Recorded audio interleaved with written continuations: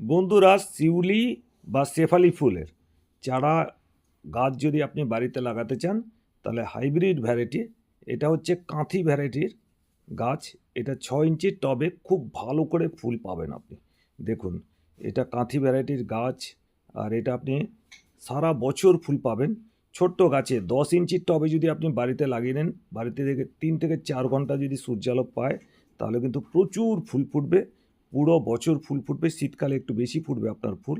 আর এখানে দেখুন শিউলি বা শেফালি, হরসিঙ্গার বা পারিজাত বলে এটাকে। এটা বাস্তু হিসাবে বাড়িতে লাগানোর পক্ষে সবচেয়ে ভালো গাছ। এটা হচ্ছে স্বর্গের গাছ বলা হয় এটাকে। আর ভীষণ সুন্দর আর খুব সুমিষ্ট গন্ধ, ভোরবেলায় ফুটে আর খুব ভালো ফুল দেয়, প্রচুর সংখ্যায় ফুল দেয়। এটাকে সামান্য কেয়ার করলেই কিন্তু আপনি এখান থেকে প্রচুর সংখ্যায় ফুল পেতে পারেন।